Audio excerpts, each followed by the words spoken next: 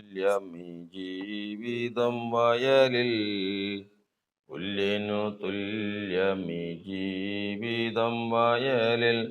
പൂവെന്ന പോലിതു പൂക്കുന്നതുലകിൽ, പൂവെന്ന പോലിതു പൂക്കുന്നതുലകിൽ. വാഴ്ത്തുക നീ മനമേ എൻ പരനെ, വാഴ്ത്തുക നീ മനമേ, വാഴ്ത്തുക നീ മനമേ എൻ പരനെ, വാഴ്ത്തുക നീ മനമേ. വാഴ്ത്തുക തൻ ശുദ്ധനാമത്തെ പേർത്തും, വാഴ്ത്തുക തൻ ശുദ്ധനാമത്തെ പേർത്തും. പാർത്ഥിവൻ തൻ ഉപകാരത്തെ ഓർത്തും, പാർത്ഥിവൻ തൻ ഉപകാരത്തെ ഓർത്തും. വാഴ്ത്തുക നീ മനമേ എൻ പരനെ, വാഴ്ത്തുക നീ മനമേ, വാഴ്ത്തുക നീ എൻ പരനെ, വാഴ്ത്തുക നീ മനമേ.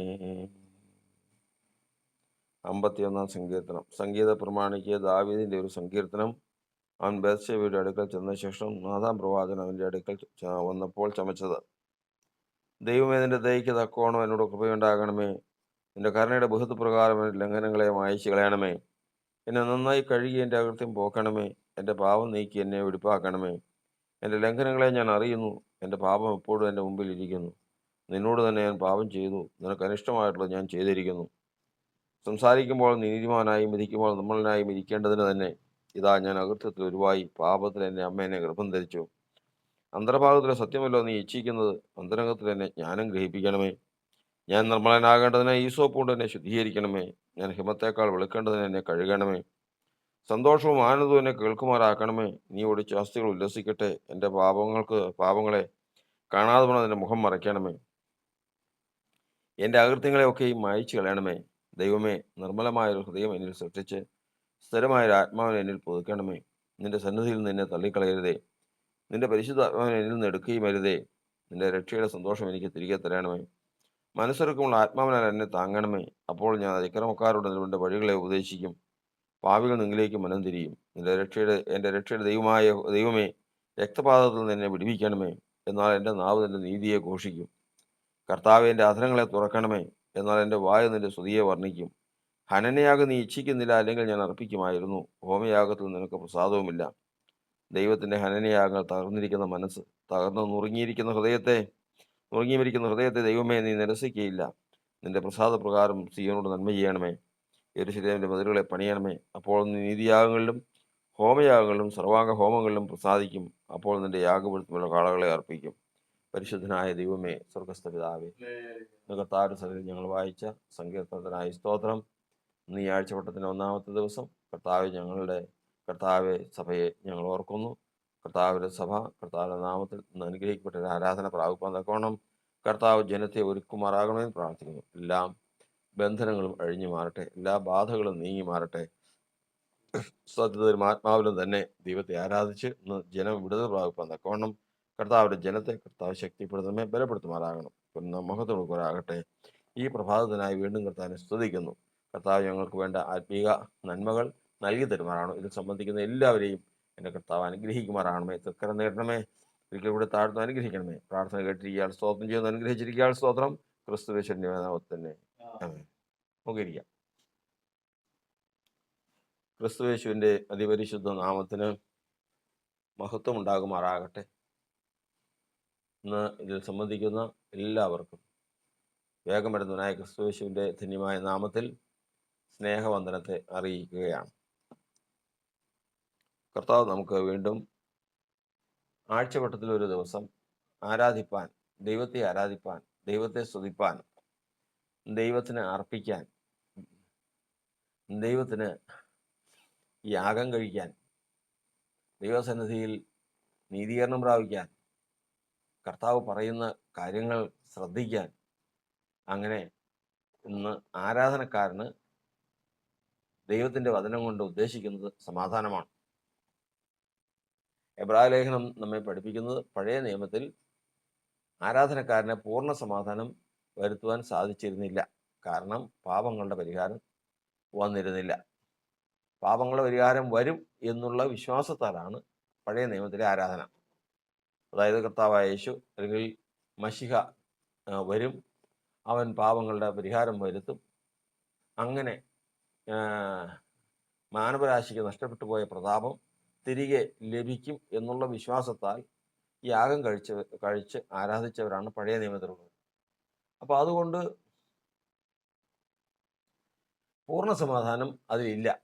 കാരണം നാളെ മശിഹ വന്ന് ഈ പാപങ്ങളെ മോചിക്കുമെന്ന് വിശ്വസിക്കാത്തവരും ഉണ്ട്. അതിൻ്റെ കാരണം എതിരാളിയായ സാത്താൻ അത് സമ്മതിച്ചിരുന്നില്ല. കാരണം നാളെ മശിഹ വന്ന് മാനവരാശിയുടെ പാപം ഇല്ലാതാക്കുമെന്നുള്ളത് അവൻ അംഗീകരിക്കുന്ന കാര്യമല്ല.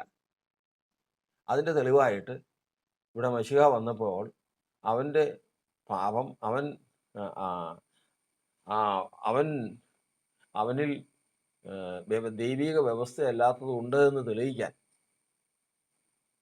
ധാരാളം ശ്രമം ശത്രു ചെയ്തു.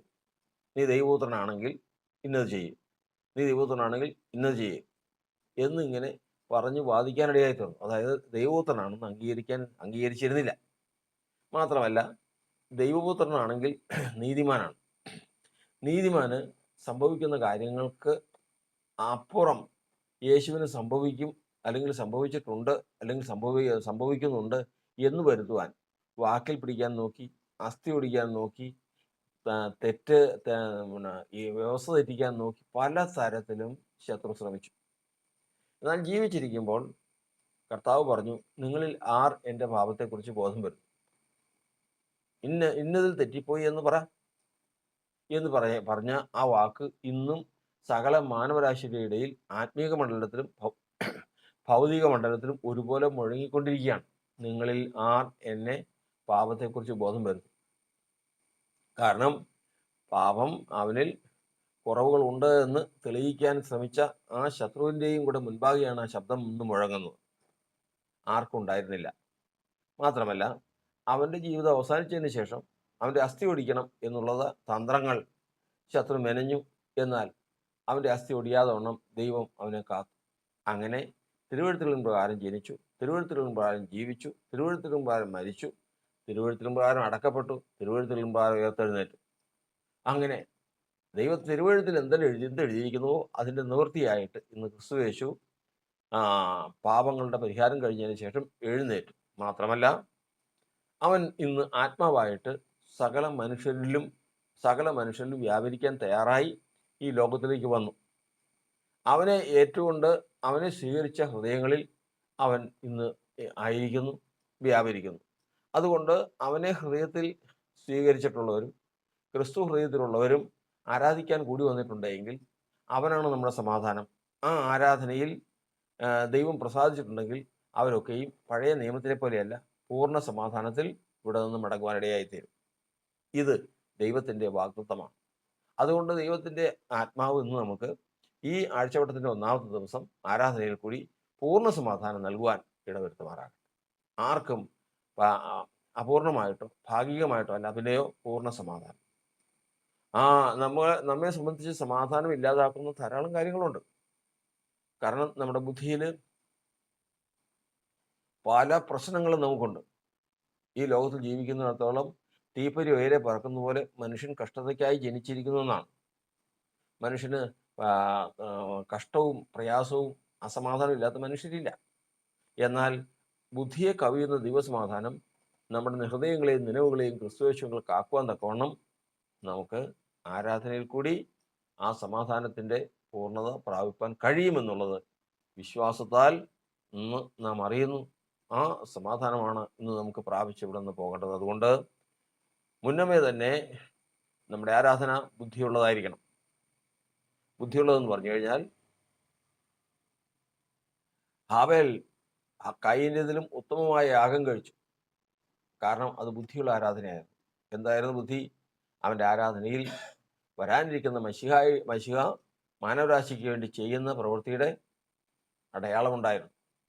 ഇതുപോലെ തന്നെ പുതിയ നിയമസഭയ്ക്ക് പൂർണ്ണമായി ആരാധനയിൽ ദൈവം പ്രസാദിച്ച അനുഭവം ഉണ്ടാകണമെങ്കിൽ പാപപരിഹാര യാഗമായി തീർന്ന ഹാബേൽ ആയി തീരാൻ പോകുന്ന ആളെ വിശ്വാസത്താൽ കണ്ടതുപോലെ ഇന്ന് ആയി തീർന്ന ആ ക്രിസ്തുയേശുവിനെ ഹൃദയത്തിൽ ധരിച്ചുകൊണ്ട് നമ്മൾ ആരാധിക്കുമ്പോൾ ആ ആരാധന പൂർണ്ണമായി തീരുന്നു. മാത്രമല്ല ബുദ്ധിയുള്ള ആരാധനയായി തീർന്നു. ഇന്ന് നമ്മുടെ ജീവിതത്തിൽ ആ ബുദ്ധി എപ്പോഴും നമുക്കുണ്ടാകട്ടെ. അതിനപ്പുറം ഒരു ബുദ്ധി ഇല്ല. ഒരു മനുഷ്യൻ മശിഹായെ എല്ലാ കാര്യത്തിലും ഓർക്കുക എന്നുള്ളതല്ലാതെ അതിനപ്പുറം ഒരു ബുദ്ധി ഒരു മനുഷ്യനില്ല. ഏത് സമയത്തും എത്രയോ ജ്ഞാനികളും ബുദ്ധിമാന്മാരും എത്രയോ വിവേകമുള്ളവരും എല്ലാം താളടിയായി പോയ ഒരു ലോകത്താണ് നാം ജീവിക്കുന്നത്. എന്നാൽ അധികമൊന്നും ബുദ്ധിയും അധികമൊന്നും വിവേകവും ഇല്ലാത്ത സാധാരണക്കാരായ മനുഷ്യർ ഏത് വിഷയത്തിലും ഞാൻ യഹോവയെ എപ്പോഴും എൻ്റെ മുമ്പാകെ വെച്ചിരിക്കുന്നു എന്ന് കർത്താവിൻ്റെ വചനത്തിലുള്ളതുപോലെ ഏത് കാര്യത്തിലും യേശുവിനെ മുൻപ് വെച്ചിട്ടുണ്ടോ, യേശുവിനെ സാക്ഷി നിർത്തി, അല്ലെങ്കിൽ ഞാൻ യഹോവയെ എപ്പോഴും എൻ്റെ മുമ്പാകെ വെച്ചിരിക്കുന്നു എന്ന് കർത്താവിൻ്റെ വചനത്തിലുള്ളതുപോലെ യേശുവിനെ സാക്ഷി നിർത്തി തൻ്റെ ജീവിതം മുൻപോട്ട് കൊണ്ടുപോകുന്ന ഒരു ദൈവത്തിൻ്റെ പേരിൽ ഒരാൾക്കും അവർക്ക് ഒരു ദോഷവും ഇന്നുവരെയും വന്നിട്ടില്ല, വരികയുമില്ല. കാരണം അവർ ബുദ്ധിയുള്ളവരാണ്. ദൈവത്തെ അന്വേഷിക്കുന്ന ബുദ്ധിമാനുണ്ടോ എന്ന് കാണുവാൻ ദൈവം സ്വർഗത്തിൽ നിന്ന് ഭൂമിയെ നോക്കിക്കൊണ്ടിരിക്കുകയാണ്. അങ്ങനെ അന്വേഷിക്കുന്നുണ്ട് എങ്കിൽ, അങ്ങനെ ദൈവത്തെ അന്വേഷിക്കുന്ന ഒരു ബുദ്ധിയുണ്ടെങ്കിൽ നിശ്ചയമായിട്ടും അവർക്ക് ദൈവത്തെ കണ്ടെത്താൻ, ക്രിസ്തുയേശുവിനെ കണ്ടെത്തുവാൻ ദൈവം ഇടവരുത്തും. അവരെയാണ് ക്രിസ്തുയേശുവിലേക്ക് വിളിക്കുന്നത്. ദൈവനാമത്തിന് മഹത്വം ഉണ്ടാകുന്ന ആരാധനയെ കർത്താവ് അനുഗ്രഹിക്കുമാറാകട്ടെ. ദൈവത്തിൻ്റെ വചനത്തിൽ 51-ാം സങ്കീർത്തനം, അത് ക്രിസ്തീയ വിശ്വാസികളായിട്ടുള്ള ഏവർക്കും അറിവുള്ള ഒരു സങ്കീർത്തനമാണ്. ഈ സങ്കീർത്തനത്തിൻ്റെ പ്രത്യേകത, ഈ സങ്കീർത്തനം എഴുതിയത് ദാവീദാണെന്ന് നമുക്കറിയാം. ദാവീദിൻ്റെ ഈ സങ്കീർത്തനം എഴുതുന്ന സമയം, എഴുതി അതിന് ശേഷമുള്ള സമയം, അതിന് മുൻപുള്ള സമയം എന്നിങ്ങനെ 3 സമയങ്ങൾ 3 ഭാഗങ്ങളായിട്ട് നമ്മൾ തിരിച്ചാൽ അതിനു മുൻപ് സംഭവിച്ച കാര്യങ്ങൾ എന്താണ്? അതിനു മുമ്പ് സംഭവിച്ച കാര്യങ്ങളെക്കുറിച്ച് ദൈവത്തിൻ്റെ വചനം നമ്മെ പഠിപ്പിക്കുന്നത്, ഒരു മനുഷ്യൻ സ്പഷ്ടമായിട്ട് ദൈവത്തെ ത്യജിക്കുന്നവരുണ്ട്. അതായത് ദൈവം പറഞ്ഞ വഴി, ബിലെയാം എന്ന് പറയുന്ന മനുഷ്യൻ ദൈവം പറഞ്ഞതാണ്, നീ പോകരുത്, നീ ശപിക്കരുത്, അവർ അനുഗ്രഹിക്കപ്പെട്ടവരാണ്. എന്നാൽ അവൻ പോയി. അവൻ ശപിക്കാനും അവൻ ശപിക്കാനൊന്നും സാധിച്ചില്ല. ശപിക്കാൻ സാധിക്കാതിരുന്നതിൻ്റെ കാരണം എന്തെന്ന് നമ്മൾ പരിശോധിക്കുമ്പോഴാണ് മനസ്സിലാകുന്നത്, അവൻ ശപിക്കാൻ തന്നെയാണ് പോയത്. അവൻ വായ കൊണ്ട് ശപിക്കാൻ തന്നെയാണ് പോയത്. പക്ഷെ ദൈവം സമ്മതിക്കാതിരുന്നതാ. അവൻ നിങ്ങൾ നശിച്ചു പോകുമെന്ന് പറയാൻ വന്നിട്ടുണ്ടെങ്കിൽ അവൻ്റെ വായ കൊണ്ട് നിങ്ങൾ അനുഗ്രഹിക്കപ്പെട്ടവരാണെന്ന് പറയാൻ ദൈവം ഇടവരുത്തിയതാണ്. അവ സ്പഷ്ടമായിട്ട് പോകുന്ന വഴിക്ക് കഴുത, താൻ സഞ്ചരിച്ചിരുന്ന കഴുത അനുസരണക്കേട് കാണിച്ചപ്പോൾ അതിനെ അടിച്ചു. പല പ്രാവശ്യം അടിച്ചു കഴിഞ്ഞപ്പോൾ കഴുത തിരിഞ്ഞ് മനുഷ്യൻ സംസാരിക്കുന്നത് പോലെ കഴുത സംസാരിച്ചു. നീ എന്തിനാ ഇത്ര പ്രാവശ്യം എന്നെ അടിച്ചതെന്തിനാ? അപ്പോ ബിലെയാം പറഞ്ഞു, നീ എന്നെ കളിയാക്കിയത് കൊണ്ടാണ്. ആരോടാണ് സംസാരിക്കുന്നത്? സഞ്ചരിച്ചിരുന്ന മൃഗത്തോടാണ്. അതിനെക്കുറിച്ച് വചനം പറയുന്നത് ഉരിയാട കഴുതയാണ്. അവന് ചിന്തിക്കാവുന്നതേ ഉള്ളൂ, ഇത് ആരോടാ ഞാൻ സംസാരിക്കുന്നത്? കഴുതയോട് ആരെങ്കിലും സംസാരിക്കുമോ? അല്ലെങ്കിൽ കഴുത ആരോടെങ്കിലും സംസാരിക്കുമോ? എന്തോ ജീവിതത്തിൽ അസ്വാഭാവികമായത് എന്തൊക്കെ എൻ്റെ ജീവിതത്തിൽ സംഭവിക്കുക. എന്തുകൊണ്ടാണ് അത് അവന് അങ്ങനെ സംഭവിക്കേണ്ട കാര്യം? അതിനെക്കുറിച്ച് വചനം പറയുന്നത്, അനീതിയുടെ കൂലി കൊതിച്ച് അവൻ ചെയ്ത പ്രവൃത്തി. ഉരിയാടാ കഴുത മനുഷ്യവാക്കായിട്ട് ഉരിയാടി പ്രവാചകന്റെ ബുദ്ധിഭ്രമത്തെ തീർത്തു. അവന് ബുദ്ധി ഭ്രമിച്ചിരിക്കുക, അവന്റെ ബുദ്ധി പോയി ഭ്രാന്താണ്. എന്താണ് ഭ്രാന്തിന്റെ കാരണം? അനീതിയുടെ കൂലി. ഒരു മനുഷ്യൻ തൻ്റെ ഏതാവശ്യവും നേടാനായിട്ട് ലോകത്തിലുള്ള സകല മനുഷ്യരും, വിശ്വാസികളിലും അധിക ശതമാനവും ചെന്ന് നിൽക്കുന്നത് ദ്രവ്യത്തിലാണ്. ദ്രവ്യമുണ്ടെങ്കിൽ തൻ്റെ കാര്യം നേടിയെടുക്കാം. അപ്പോൾ പിന്നെ ദ്രവ്യത്തിൻ്റെ അടുക്കലേക്കായി, തൻ്റെ ആവശ്യങ്ങളെ വിട്ട് ദ്രവ്യം നേടുന്നതിലേക്കായി ശ്രദ്ധ. ദ്രവ്യം നേടുന്നതിലേക്ക് വന്നു കഴിഞ്ഞപ്പോൾ, ദ്രവ്യം എന്ന് പറഞ്ഞു കഴിഞ്ഞാൽ അങ്ങനെ കിട്ടുന്ന കാര്യമല്ല. കാരണം വചനം പറയുന്നത് യഹോവയുടെ അനുഗ്രഹത്താൽ സമ്പത്തുണ്ടാകും, അധ്വാനത്താൽ അതിനോടൊന്നും കൂടില്ല. ദൈവത്തിൻ്റെ അനുഗ്രഹമാണ് സമ്പത്തിൻ്റെ ആധാരം. അപ്പം അതുവരെ നോക്കിക്കൊണ്ടിരിക്കാൻ പറ്റില്ല. അപ്പം ദൈവത്തിൻ്റെ അനുഗ്രഹം കൂടാതെ ഒരു അനുഗ്രഹം തൻ്റെ അടുക്കിലേക്ക് വരുമ്പോൾ ഒരുവിധപ്പെട്ടവർ മുഴുവൻ അതിൽ വീഴും. ഇതുപോലൊരു അനുഭവമാണ് ബിലയാമിൻ്റെ ജീവിതത്തിലേക്ക് വന്നിരിക്കുന്നത്. ബിലയാം ഇത്രയും കാലമായി, ബിലയാമിന് പല കഴിവുകളുമുണ്ട്, അമാനുഷികമായിട്ടുള്ള പല കഴിവുകൾ. അമാനുഷികം എന്ന് പറഞ്ഞാൽ ഒരാളെ ശപിച്ചു കഴിഞ്ഞാൽ ആ ശാപം ഏൽക്കും, അനുഗ്രഹിച്ചു കഴിഞ്ഞാൽ അനുഗ്രഹം ഭരിക്കും, പ്രാർത്ഥിച്ചാൽ പ്രാർത്ഥന ഭരിക്കും. ഇതൊക്കെയും നമ്മളിന്ന് ഈ വിശ്വാസ ലോകത്തിൽ കണ്ടുകൊണ്ടിരിക്കുന്ന കാര്യമാണ്. ഇങ്ങനെ ബിലയാമിനെ കുറിച്ചുള്ള പേര് ലോകം മുഴുവനുണ്ട്, എല്ലാവരും ഉണ്ട്. പണ്ടൊരു പത്താം പറഞ്ഞ പോലെ എല്ലാവരും വരും, പ്രാർത്ഥിക്കും, അവരുടെ കാര്യം നടന്നു പോകും. അവർ 2 രൂപ തരും, അല്ലെങ്കിൽ അവിടെ ആ 2 രൂപ അവിടെ ഇട്ടിട്ട് പോകും. അത്രേ ഉള്ളൂ എന്ന് പറയാനിടയായി തീർന്നു. അങ്ങനെ ഈ കാര്യമെന്ന് പറയുന്നത് ഒരു ഒരു ഒരു സമ്പന്നതയുടെ മാർഗമല്ല. പ്രാർത്ഥിക്കാൻ വരുന്നവൻ എന്തെങ്കിലും പ്രശ്നമായിട്ടായിരിക്കും, അല്ലെങ്കിൽ കഷ്ടകാലമുള്ളതാണ് പ്രാർത്ഥിക്കാൻ വരുന്നത്, അവൻ തന്നെന്ത് തരും? അങ്ങനെ ഇരിക്കുന്ന സമയത്താണ് ഒരു അനുഗ്രഹത്തിൻ്റെ വഴി വരുന്നത് ആരാന്നറിയാം? പ്രാർത്ഥിക്കണം, ഒരാൾക്ക് വേണ്ടിയിട്ട് പ്രാർത്ഥിക്കണം. ആർക്ക് വേണ്ടിയിട്ട്? ഇന്ന് ഈ രാജ്യത്തെ പ്രധാനമന്ത്രിക്ക് വേണ്ടിയിട്ട് ഒരു വാക്ക് പ്രാർത്ഥിക്കണം. വരുന്നുണ്ടെന്ന് കേട്ട് കഴിഞ്ഞാൽ എന്താ സ്ഥിതി? അദ്ദേഹം ഏതായാലും വെറുതെ വരില്ല. അല്ലെങ്കിൽ ആ പ്രാർത്ഥന ഫലിച്ചു കഴിഞ്ഞാൽ ഇത് ചെറിയൊരു കാര്യത്തിൽ അവസാനിക്കില്ല. അത്ര ഭയങ്കരമായിട്ടുള്ളൊരു സാധ്യതയാണ് വന്നിരിക്കുന്നത്. അദ്ദേഹം നോക്കിയപ്പോൾ ഇതെല്ലാം എല്ലാറ്റിനും ഒരു പരിഹാരമാണ്. എന്താണ്? താൻ ഇന്നുവരെ കരുതി വെച്ചത് മുഴുവനും. ഗേഹസി പറഞ്ഞതുപോലെ, ഗേഹസിയോട് കർത്താവിൻ്റെ ദാസൻ എലീശ, ഗേഹസി നോക്കുമ്പോൾ എലീശ പ്രവാചകന്റെ അടുത്ത് നയമാൻ വന്ന് വെറുകയോടെ അല്ല വന്നിരിക്കുന്നത്, പ്രാർത്ഥിക്കാൻ വന്നതാണ്. പ്രാർത്ഥിക്കുന്നത് ചെറിയൊരു കാര്യമല്ല, കുഷ്ഠരോഗം മാറണം. പ്രവാചകന്റെ മുമ്പിൽ വന്ന് നിന്നപ്പോൾ പ്രവാചകൻ പറഞ്ഞ വാക്ക് അത് കേട്ട് ആദ്യം ക്രുദ്ധിച്ചു പോയെങ്കിലും രണ്ടാമത് പോയി അനുസരിച്ചു.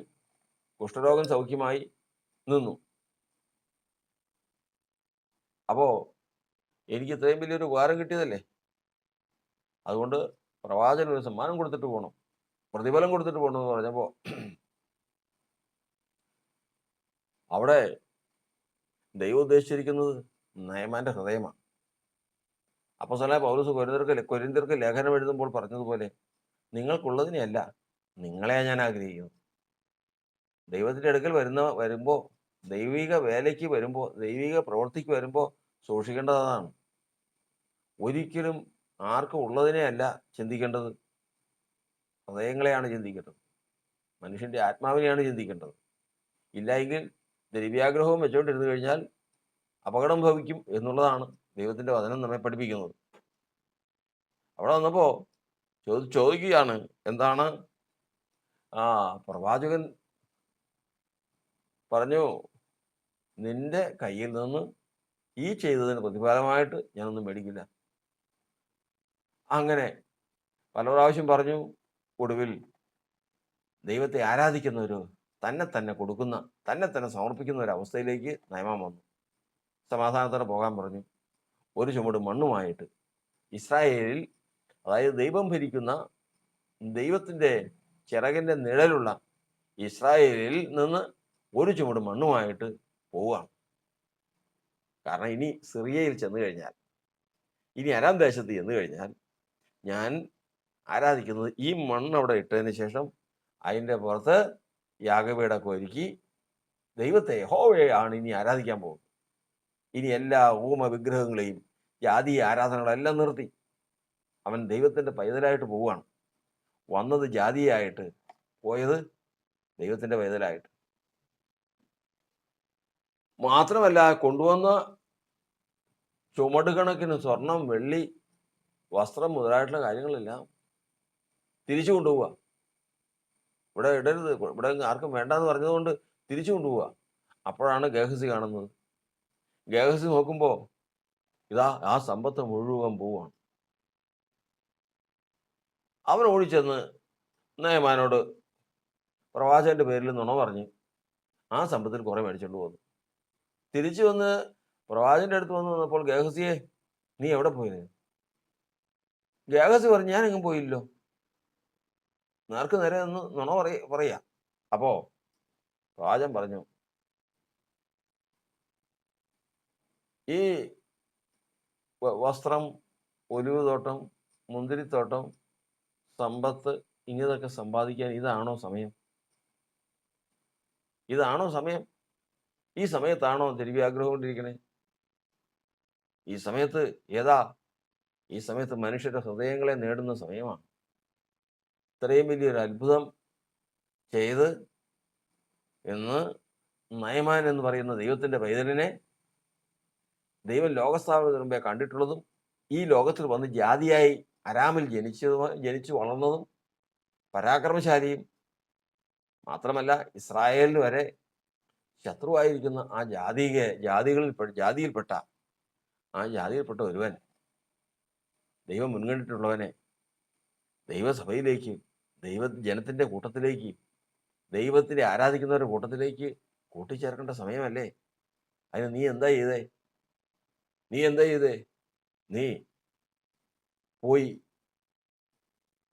ദ്രവ്യം മേടിച്ചെന്നല്ല, വസ്ത്രം, ഒലിവുതോട്ടം, മുന്തിരിത്തോട്ടം എന്നിവ സമ്പാദിക്കാൻ ഇതര സമയം. ഇവൻ്റെ ഹൃദയത്തിൽ ഇങ്ങനെ തിങ്ങിയിരിക്കുക 100 കാര്യങ്ങൾ. അതിനുള്ള മാർഗം എന്ന് പറയുന്നത് ദ്രവ്യമാണ്. ആ ദ്രവ്യാഗ്രഹമാണ് ഉള്ളിലിരിക്കുന്നത്. അതിന് പിന്നാലെയാണ് അവൻ ഓടിയത്, അത് പ്രാപിച്ചെടുത്തത്. ആയതിനാൽ നയമാൻ്റെ കുഷ്ഠം നേരെ ഗേഹസിയുടെയിലേക്കും അവൻ്റെ തലമുറയിലേക്കും പോയി. അപ്പോൾ ഇവിടെ നമ്മൾ ചിന്തിക്കുന്നത് മനുഷ്യൻ്റെ ഹൃദയത്തിൽ വിവിധമായ ആവശ്യങ്ങളാണ്. ഈ ആവശ്യങ്ങൾ നിറവേറ്റാനായിട്ട് എന്ത് വഴി? ആവശ്യങ്ങൾ അനവധിയാ, വഴി ഒന്നേ ഉള്ളൂ, ദ്രവ്യം. ദ്രവ്യം കിട്ടണമെങ്കിൽ ലോകത്ത് അധ്വാനിച്ച ഒരാൾ ധനവാനാകാൻ പറ്റുമോ? പ്രയാസം. ദൈവത്തിൻ്റെ അനുഗ്രഹത്താൽ അല്ലാതെ അധ്വാനിച്ച് മാത്രം ഒരാൾ ധനവാനാകാനൊന്നും സാധിക്കില്ല. അവന് ദൈവത്തിൻ്റെ അനുഗ്രഹം മാറും. അധ്വാനിച്ച് ഈ ദൈവത്തിന് വേണ്ടിയിട്ട് നടന്ന് അവസാനം ഇത് സാധ്യമല്ല എന്ന് വിചാരിച്ചിരിക്കുന്ന സമയം, ഇത് എൻ്റെ ആവശ്യങ്ങളൊന്നും ഞാൻ വിചാരിച്ചതുപോലെ ഒന്നും നടക്കാൻ തക്കവണ്ണം ദ്രവ്യം എനിക്ക് കിട്ടുകയില്ല എന്ന് ചിന്തിക്കുന്നൊരു സമയമുണ്ട്.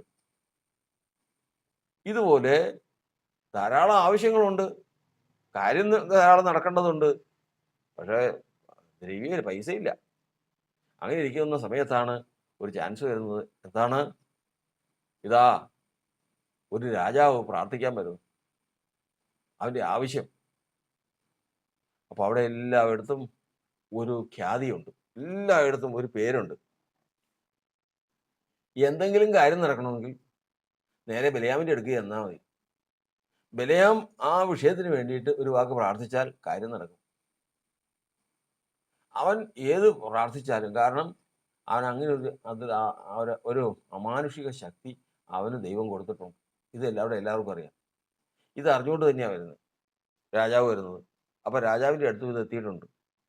ആ രാജാവിൻ്റെ അടുക്കൽ എത്തിയ വാർത്ത എത്ര വലുതെന്ന് നമ്മൾ ഓർത്തുകൊള്ളണം. എന്താണ്? കാരണം ഒരു സമൂഹത്തെ, ഒരു ഒരു കൂട്ടത്തെ 1 2 പേരല്ല, 10 50,000 1000 10,000 ഒന്നും അല്ല, ലക്ഷങ്ങളാണ്. അവിടെ എത്തിയപ്പോൾ ആ ലക്ഷങ്ങളൊക്കെ അനേക ഇരട്ടിയായിട്ടുണ്ട്. എത്രയെന്ന് നമുക്ക് വ്യക്തമായിട്ട് ഗണിക്കാൻ സാധിക്കാത്ത തരത്തിൽ ഇസ്രായേൽ ജനം നിറഞ്ഞു നിൽക്കുക. ആ സമൂഹത്തെ ശപിക്കാനായിട്ട്, ആ സമൂഹത്തെ നോക്കിക്കൊണ്ട് ശപിച്ചു കഴിഞ്ഞാൽ അവർ ശപിക്കപ്പെട്ടവരായിട്ട് നശിച്ചു പോകും എന്നുള്ളത് ബലയാം വിശ്വസിക്കണമെങ്കിൽ, ബാലാക്ക് വിശ്വസിക്കണമെങ്കിൽ ഏത് തരത്തിലുള്ള വാർത്ത ബാലാക്ക് കേട്ടിട്ടുണ്ട്? ഉണ്ട്. അതിനുള്ള കഴിവ് ഇന്ന് ബലയാമിനുണ്ട്. ബലയാമിൻ്റെ കഴിവല്ല, ബലയാമിന് ദൈവം കൊടുത്ത ശക്തിയുടെ കഴിവാണ്, ആത്മാവിൻ്റെ കഴിവാണ്. അതുകൊണ്ട് അത് ശേഷം അത് ദൈവവും സമ്മതിക്കുന്നുണ്ട്. അതിനുവേണ്ടി പോവുകയാണ്. അതിനുവേണ്ടി പോയപ്പോൾ സ്പഷ്ടമായിട്ട് കഴുതയോട് സംസാരിച്ചു. താൻ എന്താണ് ഈ സംഭവിക്കുന്നതെന്ന് അവൻ്റെ ബുദ്ധി ഭ്രമിച്ചിരിക്കുകയാണ്. പെട്ടെന്ന് നോക്കിയപ്പോൾ തൻ്റെ മുമ്പാകെ ഒരു ദൂതൻ നിൽക്കുന്നു. ആ ദൂതൻ പറഞ്ഞു, നിന്റെ വഴി നാശകരമെന്ന് ഞാൻ കാണും. ഒരു പ്രാവശ്യം പറഞ്ഞതല്ലേ, നീ പോകരുത്, ശപിക്കരുത് പറഞ്ഞതല്ലേ, നിന്റെ വഴി നാശകരമെന്ന് ഞാൻ കാണും. എന്നിട്ടും അവൻ പോയി. ഏതായിരുന്നാലും ശപിക്കാൻ പറ്റിയില്ല. അതിന് പകരവും കൂടി ദുരുപദേശം പറഞ്ഞു കൊടുക്കാൻ. ആ ജനം ശപിക്കപ്പെട്ടവരായി തീരാൻ എൻ്റെ വാക്കുകൊണ്ട് സാധിക്കില്ല. പിന്നെ ഒരു വഴിയുണ്ട്. ആ വഴി ഞാൻ പറഞ്ഞുതരാം. ഏത് വഴി? ആ വഴി എന്ന് പറയുന്നത് നിങ്ങളുടെ സ്ത്രീകളെ, ദൈവത്തിന് ഏറ്റവും വിരോധമുള്ളതാണ്. ദൈവം ഏറ്റവും വെറുക്കുന്ന ഒരു കാര്യമാണ് ജാതികളുമായിട്ടുള്ള തൻ്റെ ജനത്തിൻ്റെ കൂട്ടുകെട്ട്. ജാതികളുമായിട്ട് ഇണയില്ലാപ്പണ കൂടരുതെന്നുള്ളത് ദൈവത്തിൻ്റെ പ്രമാണമാണ്.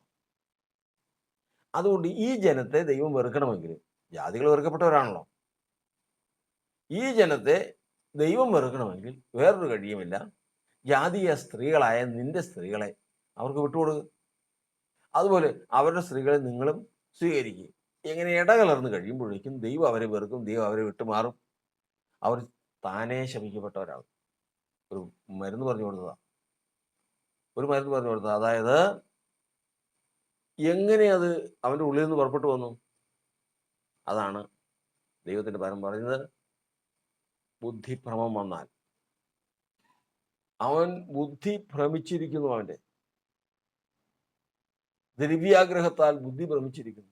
തന്നെ മുമ്പിൽ വച്ചിരിക്കുന്ന അനീതിയുടെ കൂലി, തന്നെ മുമ്പിൽ വച്ചിരിക്കുന്ന സമ്മാനം,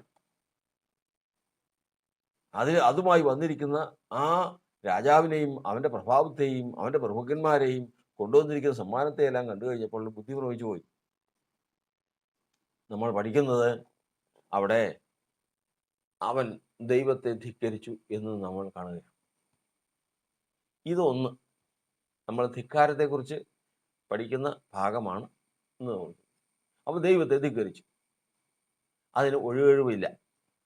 തുടർന്ന് പിന്നെയുണ്ടായ യുദ്ധത്തിൽ ബലയാം ഇസ്രായേലിൻ്റെ വാളിനാൽ നശിച്ചു പോയി എന്ന് നാം പഠിക്കും. എന്നാൽ ഇവിടെ സംഭവിച്ചത് അതല്ല. നമ്മൾ പഠിക്കുന്നത്, നീ എന്നെ നിരസിച്ച് ഹിത്യനായ ഊരിയാവിൻ്റെ ഭാര്യയെ എടുത്തു. നീ എന്നെ നിരസിച്ചു, ദൈവത്തെ നിരസിച്ചു.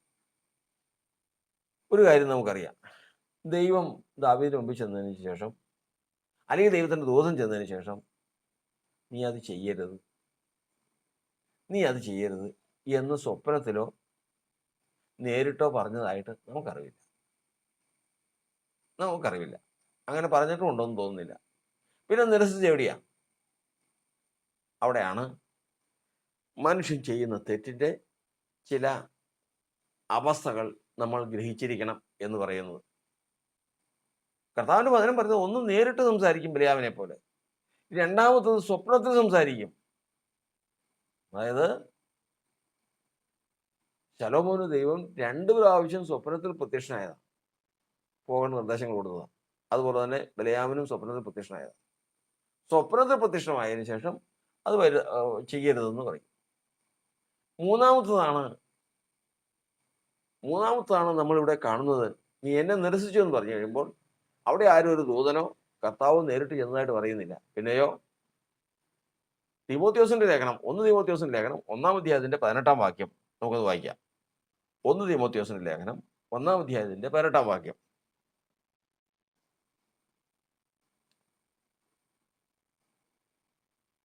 മകനെ തിമോഥെയോസേ, ആ നിന്നെക്കുറിച്ച് മുമ്പുണ്ടായ പ്രവചനങ്ങൾക്കൊത്തവണ്ണം ഉം. ഞാൻ ഈ ആജ്ഞ നിനക്ക് ഏൽപ്പിക്കുന്നു. ആ നീ വിശ്വാസവും നല്ല മനസ്സാക്ഷിയും ഉള്ളവനായി അവയനുസരിച്ച് നല്ല യുദ്ധസേവ ചെയ്യുക. ഉം. ചിലർ നല്ല മനസ്സാക്ഷി തള്ളിക്കളഞ്ഞിട്ട് അവരുടെ വിശ്വാസ കപ്പൽ തകർന്നുപോയി. ചിലർ നല്ല മനസാക്ഷി തള്ളിക്കളഞ്ഞിട്ട് അവരുടെ വിശ്വാസ കവർ തകർന്നു പോയി. അപ്പൊ ഇത് അടുത്ത ഘട്ടത്തിലേക്ക് വന്നിരിക്കുകയാണ്. ദൈവത്തിന്റെ ജനം ദൈവത്തെ നിരസിച്ചെന്ന് പറയുന്നില്ല. സ്വപ്നത്തിൽ കർത്താവ് പറഞ്ഞത് നിരസിച്ചെന്ന് പറയുന്നില്ല. പിന്നെയോ നല്ല മനസാക്ഷി നിരസിച്ചാണ്. അപ്പോൾ മനുഷ്യൻ ഒരു പ്രവൃത്തി ചെയ്യാൻ തയ്യാറാകുമ്പോൾ അവന് പല മനസാക്ഷിയുണ്ട്. അതായത് റോമാലേഖനം 2-ാം അധ്യായത്തിൽ എഴുതിയിരിക്കുന്നതനുസരിച്ച് വിചാരങ്ങൾ തമ്മിൽ കുറ്റം ചുമത്തി. ഇത് മറിച്ച് കളയണ്ട. വിചാരങ്ങൾ തമ്മിൽ കുറ്റം ചുമത്തി പല വിചാരങ്ങളും ഉണ്ടാവും. ഇന്ന് ആ പ്രവൃത്തി ചെയ്യാൻ പോകണമോ? അപ്പോൾ ഒരു വിചാരം പറയും പോകണ്ട, ഒരു വിചാരം പറയും പോകണം, ഒരു വിചാരം പറയും പോയേ പറ്റൂ, ഒരിക്കലും അത് നമുക്ക് പാടില്ലാത്തതാണ്. ഇങ്ങനെയുള്ള പല കാര്യങ്ങളും പല മനസാക്ഷിയുടെ വിചാരങ്ങളും ഇങ്ങനെ ഹൃദയത്തിൽ വരും. ഇതില് ദൈവവും മനസാക്ഷിയിൽ കൂടി ഓർപ്പിച്ചതാണ്. നിന്റെ സഹോദരനാണ്, നിന്റെ സഹോദരനാണ്. അത് ദൈവത്തിൽ രക്ഷിക്കപ്പെടുന്നവർക്ക് ദൈവം കൊടുക്കുന്ന ഒരു സംവിധാനമാണ്. റോമാലേഖനം 8-ാം അധ്യായത്തിൽ പറഞ്ഞിരിക്കുന്ന പ്രകാരമാണ്, നിങ്ങൾ ദൈവത്തിന്റെ മക്കളെന്ന് ആത്മാവ് താനും നമ്മുടെ ആത്മാവോട് സാക്ഷ്യം പറയും. അതാണ് മനസാക്ഷിയുടെ പ്രവർത്തനം. അതായത് നമ്മിൽ വസിക്കുമാറാക്കിയ ദൈവത്തിന്റെ ഒരു ആത്മാവുണ്ട്. നമ്മളൊരു തെറ്റ് ചെയ്യാൻ പോകുമ്പോഴേക്കും ആ ആത്മാവ് മനസാക്ഷിയിൽ കൂടി പറയും, നീ അത് ചെയ്യരുത്, നീ അത് ചെയ്യരുത്. ഇതാണ് ദൈവത്തിന്റെ മക്കളിലുള്ള പ്രവർത്തനം. അത് ജാതികളിലല്ല. ജാതികളിൽ അത് വേറെ തരത്തിലാണ്. അതിൻ്റെ സൂക്ഷ്മതയൊക്കെയും അതിപ്പോൾ നമുക്ക് ചിന്തിക്കാൻ സമയമില്ല. അപ്പോൾ ദൈവത്തിന്റെ മക്കൾക്ക്, അതായത് ഇന്ന് ദൈവത്തിന്റെ സഭയ്ക്കും കർത്താവ് തന്നിരിക്കുന്നതാണ്. ഏതെങ്കിലും ഒരു കാര്യം ചിന്തിക്കുമ്പോഴും സംസാരിക്കുമ്പോഴും പറയുമ്പോഴും നമ്മുടെ ആത്മാവോട് വാദിക്കും, നീ ദൈവത്തിന്റെ വേദന, നിനക്കങ്ങനെ ചിന്തിക്കാനോ സംസാരിക്കാനോ പ്രവർത്തിക്കാനോ പാടില്ലാത്തതാവുന്നു. ഇത് വാദിക്കും. ഈ വാദിക്കുന്നതാണ് തള്ളിക്കളഞ്ഞതിന് ശേഷം സ്വന്തം പ്രവൃത്തി ചെയ്യുന്നത്. വചനം പറയുന്നത് പെട്ടകം ഉണ്ടാക്കിയിരിക്കുന്നത് ഗോഫർ മരം കൊണ്ടാണ്. പെട്ടകത്തിൽ തടി അടുക്കി ചേർത്ത് വെച്ചതിന് ശേഷം വെള്ളത്തിലേക്ക് ഇറക്കി കഴിഞ്ഞാൽ വെള്ളം കയറും, കപ്പൽ മുങ്ങിപ്പോവും. ഈ കപ്പൽ മുങ്ങാതിരിക്കണമെങ്കിൽ ഇതിന് അകവും പുറവും കീല് തേക്കണം. അത് പശയാണ്. ഇന്ന് നമ്മൾ പറയുന്ന പോലെ ഒരു പശ തേക്കണം. പശ തേച്ച് അത് ഉണങ്ങിക്കഴിഞ്ഞാൽ മാത്രമേ വെള്ളം കയറാതിരിക്കൂ. ഇതുപോലെ ഒരു മനുഷ്യന് എത്രയേറെ വിശ്വാസം ഉണ്ടെങ്കിലും മനസാക്ഷി ഇല്ല എങ്കിൽ, അതായത് നല്ല മനസാക്ഷി തള്ളിക്കളഞ്ഞ് അവൻ ജീവിക്കുന്നുവെങ്കിൽ ഇതിൽ വെള്ളം കയറും, ഇത് മുങ്ങും. ഇതിന് ഒരു മാറ്റവും ഇല്ല. അതുകൊണ്ടാണ് നമ്മുടെ ഉള്ളിൽ തോന്നുന്ന വിചാരങ്ങൾ ഈ ദൈവികമാണോ അതോ ജഡീകമാണോ അതോ പൈശാചികമാണോ? ഇത് മൂന്നുമാണ് ഏറ്റവും മെയിൻ. പിശാച് കൊണ്ടുവരുന്നുമുണ്ട്. നിനക്കൊരു ദോഷവും വരികയില്ല എന്ന് ദുഷ്ടൻ തൻ്റെ ഹൃദയത്തിൽ പറയുന്നു. അവനോട് മനസ്സിൽ തോന്നി, ദൈവം അവൻ്റെ മനസ്സിൽ തോന്നിച്ചു. ഇങ്ങനെ 3 തരത്തിലുള്ള തോന്നൽ മുഖ്യമായിട്ടും മനുഷ്യൻ്റെ ഹൃദയത്തിലുണ്ട്. ഈ 3 തരത്തിലുള്ള തോന്നൽ ഉണ്ടാകുമ്പോൾ ഇതിൽ ദൈവത്തിൻ്റെ വിചാരം ഏത്, ദൈവത്തിൻ്റെ ദൈവീകമേത് എന്ന് മനസ്സിലാക്കിയെടുക്കുന്നവനാണ് ബുദ്ധിമാൻ. അവന് പിഴവ് വരില്ല. എന്നാൽ ദൈവത്തിൻ്റെ ഇഷ്ടം സാധാരണ ഒരു മനുഷ്യൻ തൻ്റെ ഇഷ്ടം എന്തായിരുന്നാലും ദൈവത്തിൻ്റെ ഇഷ്ടം ഇതാണെന്ന് മനസ്സിലാക്കി കഴിഞ്ഞാൽ അതിന് കീഴടങ്ങും. അത് മതി, ദൈവം പറഞ്ഞത് മതി എന്ന് കീഴടങ്ങും. പക്ഷെ വേറൊരു വിഷയമുണ്ട്. ശത്രു മനുഷ്യരുടെ ഹൃദയത്തിൽ മോഹിപ്പിച്ചെന്നിരിക്കട്ടെ, മോഹം കൊണ്ടുവരുന്നു, കൊതി കൊണ്ടുവരുന്നത്. കൊതിച്ചാൽ, മോഹിച്ചാൽ പിന്നെ ദൈവം പറഞ്ഞാലൊന്നും വിട്ടുകൊടുക്കില്ല. ആര് പറഞ്ഞാലും അനുസരിക്കില്ല. കാരണം മോഹേ ചെയ്യുള്ളൂ, കൊതിയെ ചെയ്യുള്ളൂ. അതാണ് വചനത്തിൽ നമ്മൾ പഠിക്കുന്നത്. മോഹിക്കരുതെന്ന് ന്യായപ്രമാണം പറഞ്ഞില്ലെങ്കിൽ ഞാൻ മോഹത്തെ അറിയുകയില്ലായിരുന്നു, മോഹം പാപമാണ്. അത് തന്നെയാണ് കൊതി. അത് ഒരിക്കലും ചെയ്യാൻ പാടില്ല. അത് വരുത്തുന്നവൻ, ഹൃദയത്തിൽ മോഹം വരുന്നവൻ ദൈവത്തെ അനുസരിക്കില്ല.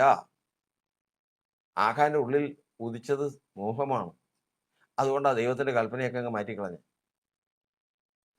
ദൈവത്തിൻ്റെ കൽപ്പന അനുസരിക്കാതെ ബാബിലോന്യ മേലങ്കിയും സ്വർണ്ണക്കട്ടിയും വെള്ളിക്കട്ടിയൊക്കെ എടുത്തതിൻ്റെ കാരണം കൽപ്പന അവനിലുണ്ട്. അവനറിയാൻ കർത്താവാ പറഞ്ഞിട്ടുള്ളത്. അതിനെ ധിക്കരിച്ചതിന് ശേഷം എടുത്തതിൻ്റെ കാരണം മോഹിച്ചത് കൊണ്ടാണ്. അതേ മോഹമാണ് ഹവ്വായ്ക്കും പറ്റിയത്.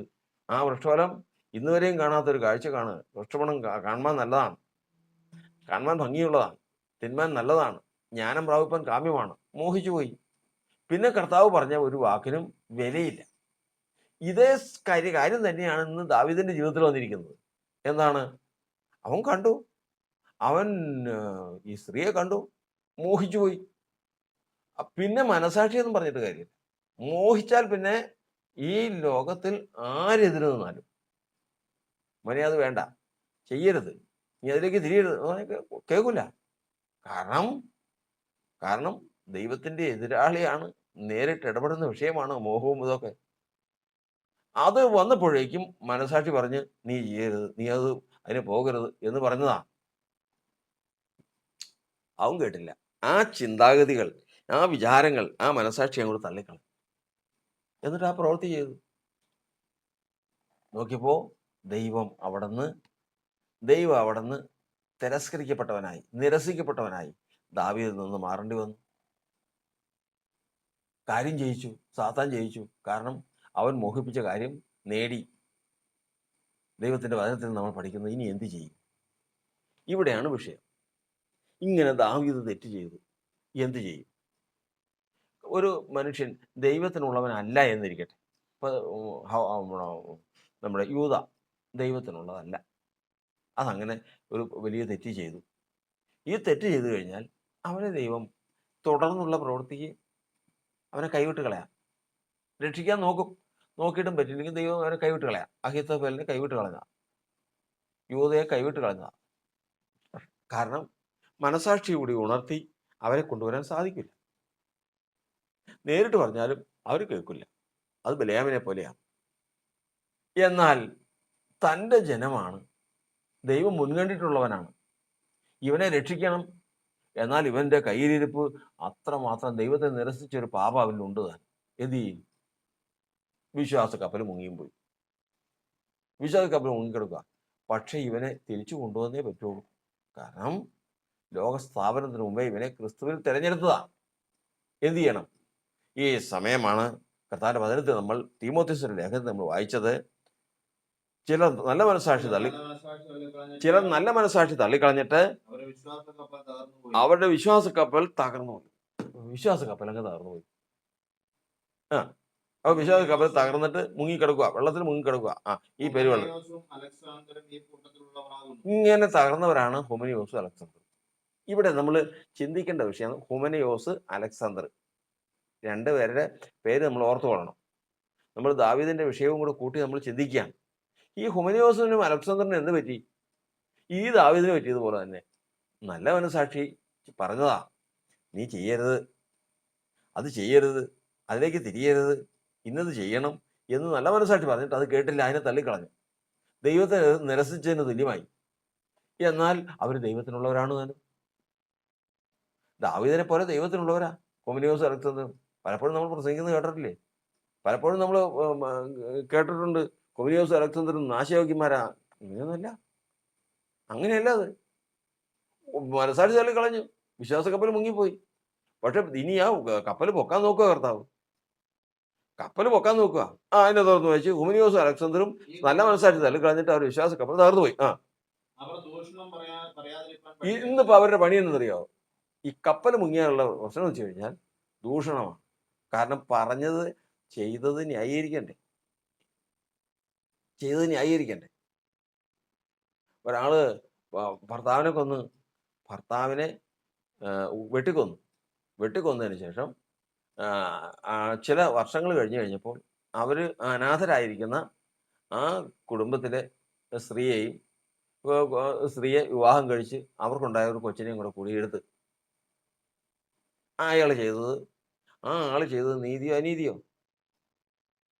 കുടുങ്ങിപ്പോയി. എന്ത് ചെയ്യും? നിർധനനായ ഇവിടെ ഒരു ഭാഗം എത്തിപ്പിടിക്കുന്നു, ഉള്ള ഒരു സംഭവമാണ്. ഒരു ഭാഗം എടുത്തു കാണിക്കുന്നു. ആ മനുഷ്യൻ നല്ല തങ്കപ്പെട്ട മനുഷ്യനാണ്. കാരണം അവൻ ആ അനാഥ കുടുംബത്തെ രക്ഷപ്പെടുത്തി ആ പെണ്ണിനെ ഭാര്യയായിട്ട് എടുത്ത് ജീവിക്കും. എന്നാലും ആദ്യത്തത് പറയാത്ത എന്താ? ഇവളെങ്ങനെ അനാഥയായി? ഈ കുടുംബം എങ്ങനെ അനാഥമായി? അവളെങ്ങനെ വിധവയായി? അത് ചോദിക്കുമ്പോഴാണ് പ്രശ്നം. അത് ചോദിക്കുമ്പോൾ ഇവന്റെ തന്നെ തെറ്റാണ്. ഇവൻ ചെയ്ത തെറ്റിനാണ്. അവിടെ ദൈവത്തിന്റെ വചനത്തിൽ നമ്മൾ വായിച്ചു കേട്ടത് ഹോമിനിയോസും അലക്സാണ്ടറും ഈ കൂട്ടത്തിലുള്ളവരാകുന്നു.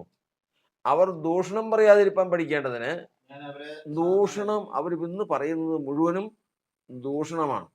അതായത് നമ്മൾ മുമ്പ് പറഞ്ഞതുപോലെ ന്യായീകരണമാണ്, വാളാണ്, യുദ്ധമാണ്.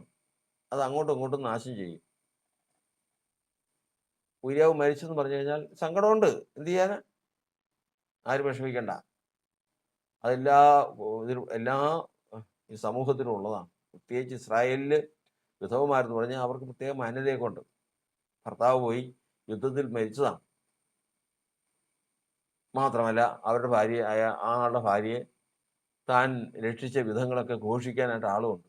പാട്ടുപാടി ദാവീദിന്റെ സൽക്കർമ്മങ്ങൾ കീർത്തിക്കാനായിട്ട് ആളുമുണ്ട്. സത്യത്തിൽ സംഭവിച്ചത് എന്താ?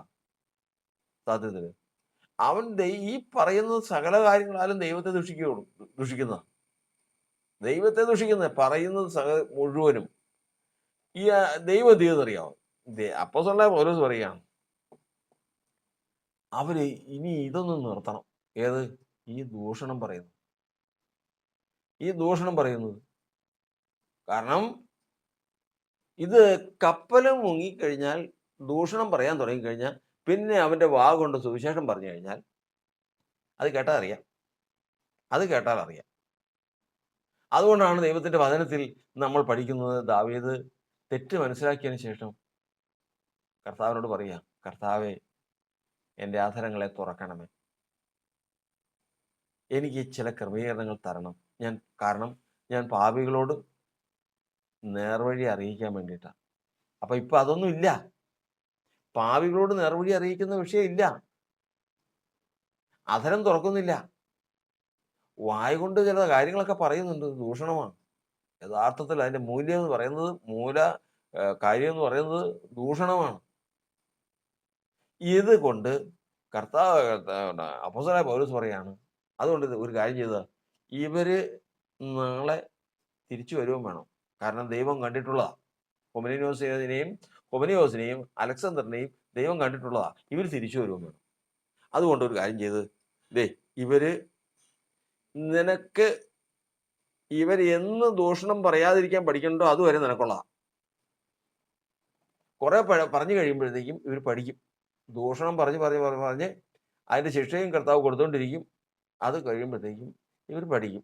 അങ്ങനെ ദൂഷണം പറയുന്നത് നിർത്തി കഴിയുമ്പോഴത്തേക്കും ഈ മുങ്ങിയ കപ്പല് കർത്താവ് നേരെയാക്കും, യഥാസ്ഥാനപ്പെടുത്തും. ഇവർ മടങ്ങി വരും. അതുവരെയും അവരെ ദൂഷണം പറയാതിരിക്കാൻ പഠിക്കേണ്ടതിന് അവരെ സാത്താനെ ഏൽപ്പിച്ചിരിക്കും.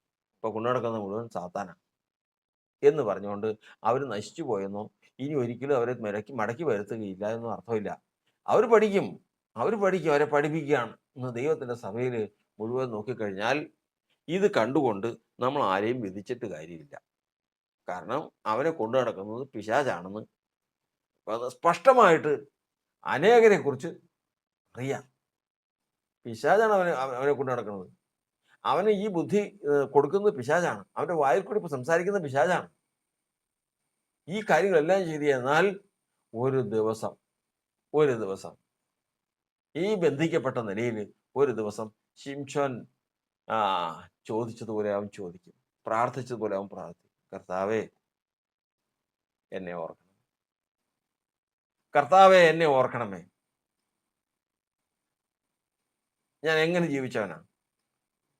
ഈ നാളുകളായിട്ട് ഞാൻ ബന്ധിക്കപ്പെട്ടവനായി, ശത്രുവിന് തിരികെ പൊടിക്കുന്നു. എന്നെ ഓർക്കണം. ശത്രു നഷ്ടപ്പെടുത്തിയിരിക്കുന്ന ഈ 2 കണ്ണുകൾക്ക് പ്രതികാരം ചെയ്യേണ്ടതിന് ഈ ഒരു പ്രാവശ്യം എനിക്ക് ശക്തി നൽകണമേ. കാര്യങ്ങൾ മാറി. ദൈവം ഇടപെട്ടു.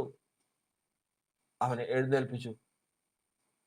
ശിംശോൻ നശിച്ചു പോയെന്നോ, ശിംശോൻ ഇനി ഇല്ല എന്നോ വിചാരിച്ചവൻ തെറ്റിപ്പോയി. ബന്ധനത്തിലാണ് സമ്മതിച്ചു. അവൻ ബന്ധനത്തിലാണ്.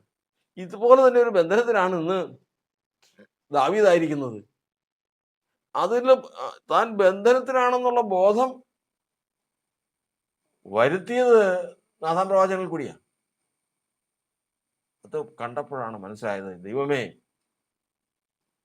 കർത്താവേ, സന്തോഷവും ആനന്ദവും എന്നെ കേൾക്കുമാറാക്കണം. എത്ര നാളായി ഞാൻ പല ന്യായങ്ങളും പറഞ്ഞ് ദൈവത്തെ ദുഷിച്ച് ജീവിക്കാൻ തുടങ്ങിയിട്ട് നാളെത്രയായി? അനേകം നാളായി. ഞാൻ നേരിട്ട് പറയുന്നില്ല എങ്കിലും കർത്താവ് പറഞ്ഞപ്പോൾ ആണ് എൻ്റെ ഗൗരവം മനസ്സിലായത്. നീ മരിക്കില്ല, കാരണം നീ മാനസാന്തരപ്പെട്ടു, നിന്റെ നല്ല മനസ്സാക്ഷി ഉണർന്നു, നീ മരിക്കില്ല. എന്നാൽ ദൈവത്തിൻ്റെ ശത്രുക്കൾക്ക് ദൂഷണം പറയാൻ നീ ഇടയുണ്ടാക്കി. അപ്പോൾ ദൂഷണം തന്നെത്താൻ പറയുകയല്ല, പിന്നെയോ താൻ പറയുന്നതിനേക്കാൾ അനേകരെ കൊണ്ട് കർത്താവിനെ ദുഷിപ്പിക്കാൻ ഇട കൊടുത്തു. അതുകൊണ്ട് നിനക്ക് ജനിച്ച ശിശു മരിച്ചു പോകും. ശിക്ഷ എവിടെയാണ് നിൽക്കണമെന്ന് നോക്കണം. വേറൊരാൾ ദൈവത്തെ ദൂഷിക്കുമ്പോൾ അതിന് ഉത്തരവാദി ഞാനാണെങ്കിൽ മറുപടി ഞാൻ പറയേണ്ടി വരും. അവിടെയാണ് കർത്താവിൻ്റെ വചനം പറയുന്നത്, അവിടെയാണ് ദൈവത്തിൻ്റെ വചനത്തിൽ പറഞ്ഞിരിക്കുന്നത്, കർത്താവേ, സന്തോഷവും ആനന്ദവും എന്നെ കേൾക്കുമാറാക്കണം. കർത്താവിൻ്റെ ക്രമീകരണം കൊടുത്തു. ഇന്ന് ദാവീദ് എല്ലാ ദൂഷണത്തിനും കാരണമായ തൻ്റെ പാപം ദൈവത്തിന് മുമ്പാകെ ഏറ്റുപറഞ്ഞു. ദൈവം അത് ക്ഷമിച്ചു. എങ്കിലും വാൾ അവൻ്റെ ഭവനത്തെ വിട്ട് മാറാതെ വണ്ണം ഒരു ന്യായവിധിയും ദൈവം കൽപ്പിച്ചു. കർത്താവിന് സ്തോത്രം. തൻ്റെ ജനത്തെ ഈ സമുദ്രത്തിൽ നിന്നും, കഴിഞ്ഞ ദിവസങ്ങളിൽ ഒരു മനുഷ്യൻ വെള്ളത്തിൽ പോയിക്കൊണ്ടിരിക്കുക, ഏതോ ആ സമയത്ത്, അതും ആരെന്ന് പറഞ്ഞാൽ നമുക്ക് കണ്ടു നിൽക്കാൻ പറ്റാത്ത നിലയിൽ ഒരു ബാലന, ഒരു ആൺകുട്ടിയാ. അതിനെ നീന്തി ചെന്ന് എടുത്തുകൊണ്ട് വന്ന് അതിൻ്റെ ഉള്ളിലെ വെള്ളമെല്ലാം കളഞ്ഞ് അതിനെ ജീവിപ്പിച്ച് അത് ജീവിച്ചു പോന്നു. ഇതുപോലെ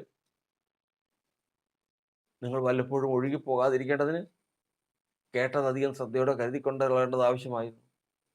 ദൈവം നിർത്തി, ദൈവം വഴി നടത്തി, ദൈവം ദൈവിക ലക്ഷ്യത്തിലേക്ക് കൊണ്ടുപോയിക്കൊണ്ടിരിക്കുന്ന മനുഷ്യൻ അവൻ ദൈവത്തിനുള്ളവനാണ്. എന്നാൽ മനസാക്ഷി തള്ളിക്കളഞ്ഞ് കപ്പലും മുങ്ങത്തക്ക വണ്ണമുള്ള ഒരു പാപം അവനിൽ നിന്ന് വന്നു. അത് നിമിത്തം അകൃത്യം വായെ പഠിപ്പിക്കുന്നു എന്ന് നിർത്താൻ അടുത്തുള്ളതുപോലെ പിന്നെ ദൂഷണം പറഞ്ഞുകൊണ്ട് നടക്കുക. അവനെ രക്ഷിക്കുന്ന വിധം അത് വലുതാണ്. ഇന്ന് നമുക്ക് നമ്മുടെ സഹോദരങ്ങൾക്ക് വേണ്ടി നമ്മൾ പ്രാർത്ഥിക്കുമ്പോൾ, നമ്മുടെ സഹോദരങ്ങൾക്ക് വേണ്ടി നാം പക്ഷപാതം ചെയ്യുമ്പോൾ ഈ വിഷയം മുഖ്യമായിരിക്കട്ടെ. ഒന്നാമത് ചിന്തിക്കേണ്ടത്, നമ്മുടെ ജീവിതത്തിലെ കുറവ് നിമിത്തം നമ്മൾ ബന്ധനത്തിലാണോ? നമ്മുടെ ജീവിതം നമ്മുടെ കുറവുകളിലും വീഴ്ചകളും നിമിത്തം ബന്ധനത്തിലാകുന്നുവോ? അതോ നമ്മളുടെ ജീവിതത്തിലെ കുറവ് നിമിത്തം ദൈവത്തെ ദുഷിക്കത്തക്കവണ്ണം ഒരു കാരണം നമ്മിൽ നിന്ന് പുറപ്പെട്ടു വന്നിട്ടുണ്ടോ? അതുപോലെ തന്നെ നമ്മുടെ സഹോദരങ്ങളായിട്ട് ദൈവം മുൻകണ്ടിട്ടുള്ളതും നമ്മെ കൂട്ടിവരുത്തിയിരിക്കുന്നതുമായ നമ്മുടെ സഹോദരങ്ങൾക്ക് വീഴ്ചയും താഴ്ചയും വന്ന് അവരെ നേരെയാക്കാൻ കർത്താവ് സാത്താനെ ഏൽപ്പിച്ചിട്ടുണ്ടോ? അവരെ നോക്കിയതിന് ശേഷം എണ്ണി പറയാം. അതായത് അവൻ്റെ ഉള്ളിൽ സാത്താനാണെന്നും, അവനെ സാത്താനാണ് നടത്തുന്നതെന്നും, അവൻ്റെ വാക്കുകൾ സാത്താനാണ് സംസാരിക്കുന്നതെന്നും എണ്ണി സ്ഥാപിക്കുന്ന അനുഭവം ഉണ്ടായിട്ടുണ്ട്. അത് തന്നെ, യാതൊരു സംശയമില്ല. വചന വ്യവസ്ഥ പ്രകാരം അത് ശരിയാണ്, സമ്മതിച്ച്, അത് ശരിയാണ്. പക്ഷെ അവനൊരു പഠനത്തിലാണ്. അവൻ ഈ പ്രവൃത്തിയെല്ലാം ചെയ്തതിന് ശേഷം ഒരു ദിവസം ഉയരത്തിലേക്ക് നോക്കും. 7 വർഷം കഴിഞ്ഞപ്പോൾ നെബൂഖദ്നേസർ ഉയരത്തിലേക്ക് നോക്കിയതുപോലെ ഫെലിസ്ത്യർ പരിഹസിച്ച് അത് സഹിക്കാൻ വയ്യാതായപ്പോൾ ഒടുവിൽ ഉയരത്തിലേക്ക് നോക്കിയ ശിംശോനെ പോലെ, ഹുമനയോസിനെയും അലക്സാണ്ടറിനെ പോലെ ദൂഷണം പഠിക്കാതിരിക്കാൻ അവർ പഠിച്ചു കഴിഞ്ഞപ്പോൾ ഉയരത്തിലേക്ക് നോക്കിയതുപോലെ ദാവീദ് തന്റെ തെറ്റിനെ മനസ്സിലാക്കി ദൈവത്തിലേക്ക് തിരിഞ്ഞ് 51 സങ്കീർത്തനത്തിൽ വിലപിക്കുന്നത് പോലെ നമ്മുടെ സഹോദരങ്ങൾക്ക് മാത്രമല്ല നമുക്കേവർക്കും വിലാപത്തോടു കൂടി ഉടയവെങ്കിലേക്ക് നോക്കി, ദൈവമേ, ഇനിയും ഞാൻ എന്ത് പഠിക്കാനുണ്ട്? ഇനിയും ഞാൻ ഈ ബന്ധനത്തിൽ ഇരിക്കാൻ പാടില്ല കർത്താവേ. ഇനിയും എൻ്റെ സഹോദരങ്ങൾ ഈ ബന്ധനത്തിൽ ഇരിക്കാൻ പാടില്ല കർത്താവേ. ഞങ്ങൾ എന്തിനു വേണ്ടി ശിക്ഷിക്കപ്പെട്ടുവോ ആ ദൈവിക ഉദ്ദേശത്തിൽ ഞങ്ങൾ എത്തി. ആ ദിവ്യ സ്വഭാവത്തിന് കൂട്ടാളികളായി തീർന്ന് ഇന്ന് ഞങ്ങളിൽ നിന്ന് ഈ ബന്ധനം കർത്താവ് അഴിച്ചു കളയണം. നിശ്ചയമായിട്ടും ദൈവം മാനിക്കും. നിശ്ചയമായിട്ടും കർത്താവ് അനുഗ്രഹിക്കും. കാരണം വചനത്തിൻ്റെ പൊരുളതാണ്. വചനത്തിൻ്റെ പൊരുളതാണ്. ഹുമനിയോസും അലക്സാണ്ടറും ദൂഷണം പറയാതിരിക്കാൻ പഠിക്കുന്നു. ദാവീദ് തൻ്റെ തെറ്റിനെ മനസ്സിലാക്കി ദൈവത്തിന് മഹത്വം കൊടുക്കുന്നു. ശിംശോൻ തൻ്റെ ബന്ധനത്തെ മനസ്സിലാക്കി തൻ്റെ ബന്ധനത്തിൻ്റെ ആഴത്തെ അറിഞ്ഞ് ദൈവ ഉയരത്തിലേക്ക് നോക്കുന്നു. അങ്ങനെ ദൈവത്തിനുള്ള ജനം ഇവരാരും നശിച്ചു പോകേണ്ടവരല്ല. ഈ ബന്ധനത്തിലിരിക്കുന്നവൻ ആരാന്നറിയാമോ? ഇവന്റെ സന്തതിയായവൻ മശിഹ, ദൈവപുത്രനായ ക്രിസ്തു ഇവന്റെ സന്തതിയായിട്ട് വരേണ്ടവനാ ഇന്ന് ഈ ബന്ധനത്തിലായിരിക്കുന്നത്. ചെറിയ കാര്യമോ? ദാവീദിന്റെ സന്തതിയായി മരിച്ചടക്കപ്പെട്ട ഉയർത്തെഴുന്നേറ്റ ക്രിസ്തുയേശുവിനെ ഓർത്തുകൊള്ളുക, അതാവുന്നു എൻ്റെ സുവിശേഷമെന്ന് അപ്പോസ്തലനായ പൗലോസ് പറഞ്ഞതുപോലെ ഇന്ന് ശത്രുവിനാൽ ബന്ധിക്കപ്പെട്ട് ഇന്ന് സ്വയനീതിയും ദൂഷണവുമായി നടക്കുന്ന ഈ മനുഷ്യനെന്ന് പറയുന്നത്, അവൻ നന്മ പഠിച്ചതിന് ശേഷം അവനിൽ കൂടി പുറത്തു വരാനുള്ളത്, അവൻ്റെ തലമുറയിൽ വെളിപ്പെട്ട് വരാനുള്ളത് സാധാരണക്കാരനല്ല, പിന്നെയോ ദൈവപുത്രനായ ക്രിസ്തുവാണ്. കർത്താവിന് സ്തോത്രം. കാഴ്ചപ്രകാരം ആരെയും വിധിക്കേണ്ട, കേൾവിപ്രകാരം ആരെയും വിധിക്കേണ്ട, നീതിയുള്ള വിധി വിധിപ്പീൻ എന്ന് വചനത്തിലുള്ളതുപോലെ ഇതാ നമ്മെ വിളിച്ചവൻ വിശ്വസ്തനാണ്. നമ്മിൽ കൂടി ദൈവം വലിയൊരു പ്രവൃത്തിയും ഒരനുഭവവും കണ്ടിരിക്കുന്നു. അത് മുൻകണ്ടിട്ടുള്ളതാണ്. അത് പ്രാപിക്കുക തന്നെ ചെയ്യും. ശത്രു എത്ര പ്രവർത്തിച്ചാലും അത് സാധിക്കുക തന്നെ ചെയ്യും. ശത്രു കൂടെ നിന്ന് അവൻ്റെ നിയന്ത്രണത്തിലേക്ക് ഒരു കാലഘട്ടത്തിൽ അവൻ്റെ കൈകളിലായിപ്പോയാലും ദൈവത്തിൻ്റെ വചനം പറയുന്നത് തക്ക സമയത്ത് തീച്ചോളയിൽ ഇറങ്ങി വിടുവിക്കുന്നവൻ, ബന്ധനത്തിൽ വന്ന് വിടുവിക്കുന്നവൻ, ഏത് അവസ്ഥയിൽ നിന്നും വിടുവിക്കാൻ കഴിവുള്ളവൻ, മരിച്ച് നാറ്റം വെച്ച അവസ്ഥയിൽ ജീവനോടെ പുറത്തു കൊണ്ടുവരാൻ കഴിവുള്ളവൻ അത് പ്രവർത്തിക്കും. ആ പ്രവൃത്തിക്ക് വേണ്ടി നമുക്ക് ഏൽപ്പിച്ചു കൊടുക്കാം. 51 സങ്കീർത്തനക്കാരൻ തൻ്റെ കുഴിയിൽ നിന്ന് കയറാൻ പോവുകയാണ്. തൻ്റെ ബന്ധനത്തിൽ നിന്ന് കയറാൻ പോവുകയാണ്. ശത്രുവിൻ്റെ കയ്യിൽ നിന്ന് വിടുവിക്കപ്പെടാൻ പോവുകയാണ്. കുറെ നാളുകളായി ശത്രു അവനെ പീഡിപ്പിക്കുന്നു. ആ പീഡനത്തിൽ നിന്ന് വിടുവിക്കപ്പെടുവാൻ ദൈവം അവന് ബോധം വരുത്തി. ആ ബോധത്തിലേക്ക് അവൻ വന്നു. നല്ല മനസാക്ഷി തള്ളിക്കളഞ്ഞ് കപ്പൽ തകർന്ന് മുങ്ങിപ്പോയതാണ്. മുങ്ങിക്കിടക്കുക കപ്പല്. ബത്ശേബ എടുത്തതാ, ഭാര്യ എടുത്തതാ, ഊരിയാവിന്റെ ഭാര്യ എടുത്തതോടുകൂടി കപ്പലൊക്കെ മുങ്ങിപ്പോയതാ. ഇന്ന് കപ്പൽ പൊങ്ങാൻ പോവാ. ആ കപ്പൽ പൊക്കാൻ നാഥാൻ പ്രവാചകൻ വന്നിട്ടുണ്ട്. നാഥാൻ പ്രവാചകൻ ആ വാക്കെല്ലാം കേട്ടു. ആ കാര്യങ്ങളെല്ലാം പറഞ്ഞത് ദാവീദ് കേട്ടു. ഉടനെ തന്നെ പണ്ട് ഉണ്ടായിരുന്നതാണ് ഒരു നല്ല മനസാക്ഷി. കുറെ നാളായിട്ട് അതില്ല. ഊരിയാവിന്റെ ഭാര്യ എടുത്തതിന് ശേഷം പിന്നെ അതില്ല. എന്നാൽ ഇത്തവണ ഉണർന്നതിന് ശേഷം പറഞ്ഞു, അത് ചെയ്തതാരായാലും അവൻ മരണയോഗ്യനാണ്. മതി. ഇന്ന് സ്വർഗം സന്തോഷിക്കുകയാണ്. തൻ്റെ തെറ്റുകളെ ഗ്രഹിക്കുന്നവനാര്? തൻ്റെ തെറ്റുകളെ ഏറ്റുപറയുന്നവനാര്? ഏറ്റുപറഞ്ഞ് ഉപേക്ഷിക്കുന്നതിന് കരുണ ലഭിക്കുമെന്ന് ഇന്ന് ദാവീദിന് കരുണ ലഭിച്ചിരിക്കുക. കാരണം മുങ്ങിക്കിടന്ന കപ്പല് പൊങ്ങി, പഴയതുപോലെ തന്നെ പൊങ്ങി, അതിനേക്കാൾ ശക്തമായിട്ട് പൊങ്ങി. ഇനി മുങ്ങാത്ത തരത്തിൽ ദൈവം അതിലൊരു വലിയ പ്രവൃത്തി ചെയ്തു. ഇനി അവനിൽ നിന്ന് ഉത്ഭവിച്ചു വരേണ്ടത് രാജാക്കന്മാരും പ്രമുഖന്മാരുമാണ്. ഇനി ദാവീദിന്റെ സന്തതിയായിട്ട് വരേണ്ടത് ആരൊക്കെയാണെന്നറിയാമോ? ജഡപ്രകാരം വരണതും ആത്മപ്രകാരം വരേണ്ടതും ഒക്കെയും ചെറിയ ആളുകളല്ല, അത്ര ശ്രേഷ്ഠന്മാരാണ് വരേണ്ടത്. അതുകൊണ്ട് ബന്ധനം നമുക്കെല്ലാവർക്കും ഉണ്ട്. ആ ബന്ധനത്തിൽ നമ്മൾ തോറ്റുപോകാതെ, ദൈവമേ, ഈ ബന്ധനത്തിൽ നിന്ന് കയറി ഞങ്ങളുടെ വിശ്വാസ കപ്പൽ ഇതാ എല്ലാ കേടുപാടുകളും നീക്കി സുഖമായി ദൈവത്തിൻ്റെ പ്രകാരം പണിയപ്പെടുവാനും യാത്ര ചെയ്യപ്പെടുവാനും തക്കവണ്ണം ഒരിക്കലും ഞങ്ങൾ ഒഴുകിപ്പോകാതെ തകർന്നു പോകാതെ, മുങ്ങിപ്പോകാതെ ഞങ്ങളുടെ വിശ്വാസ കപ്പൽ എന്നും കർത്താവിന്റെ മുമ്പാകെ വിശ്വസ്തമായിരിക്കാൻ കർത്താവ് കാത്തുകൊള്ളണമേ. പണ്ടത്തെ പോലൊരു നല്ല കാലം ഞങ്ങൾക്ക് തരണമെന്നുള്ള പ്രാർത്ഥനയോടെ നമുക്ക് കർത്താവിന്റെ സന്നിധാനിക്കാൻ ഒരു വാക്ക് പ്രാർത്ഥിക്കാം. പരിശുദ്ധനായ ദൈവമേ, സ്വർഗസ്ഥ പിതാവേ, ഈ നല്ല സമയത്തിനായി ഞങ്ങൾ കർത്താവിനെ സ്തുതിക്കുന്നു. ക്രിസ്തുയേശുവിന്റെ ധന്യമായ നാമത്തിൽ ദൈവമേ, ഞങ്ങൾ ചിന്തിച്ച വചനങ്ങളും കർത്താവ് ഞങ്ങൾക്ക് തന്ന സങ്കീർത്തനങ്ങളും ഒക്കെയും ഞങ്ങൾ നന്ദിയോടെ ഓർക്കുന്നു. കർത്താവെ ദൈവമേ, ഈ വചനം ഞങ്ങൾക്ക് തന്നെയാണ്, ഞങ്ങളുടെ തന്നെയാണ്. കർത്താവെ, ഇന്ന് ഞങ്ങൾ ബന്ധിക്കപ്പെട്ടവരായിരിക്കുന്നു. ഇന്ന് ഞങ്ങൾ കർത്താവെ യേശുവേ ഏതുമില്ലാത്തതായിരിക്കുന്നു. വിശ്വാസക്കപ്പൽ തകർന്നിരിക്കുന്നു. ദൂഷണം പറയുന്നവരായിരിക്കുന്നു. ഇന്ന് വിടുവിക്കണമേ. ഇന്ന് കർത്താവിന്റെ തിരുസന്നിധിയിലേക്ക് ഞങ്ങൾ നോക്കട്ടെ, തിരുമുഖത്തേക്ക് ഞങ്ങൾ നോക്കട്ടെ. കർത്താവെ ബലപ്പെടുത്തണമേ. പ്രാർത്ഥി. ഹല്ലേലൂയ.